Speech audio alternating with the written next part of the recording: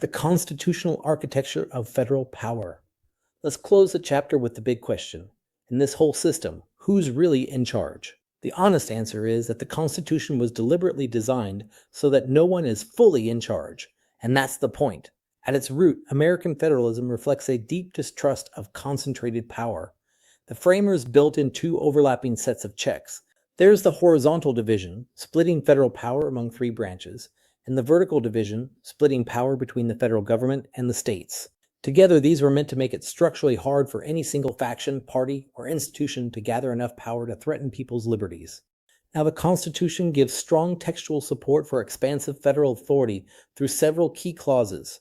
The Necessary and Proper Clause, the Elastic Clause, lets Congress make all laws needed to carry out its enumerated powers.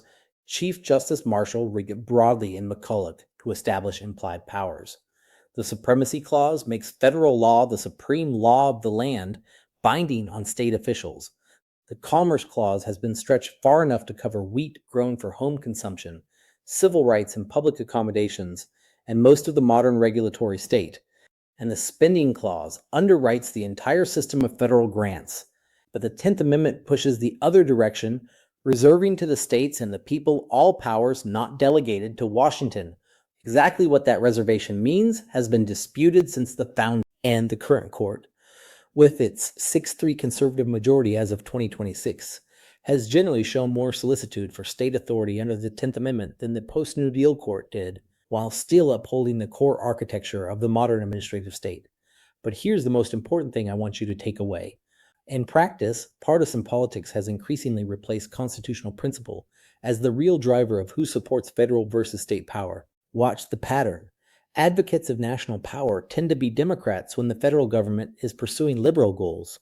Republicans favor state authority in those same moments. Then the parties flip the moment control of Washington changes hands. The Trump administration rhetorically championed states' rights, but aggressively used federal preemption and funding threats against sanctuary cities. The Biden administration used federal regulation to push climate and labor policies that red states fought in court.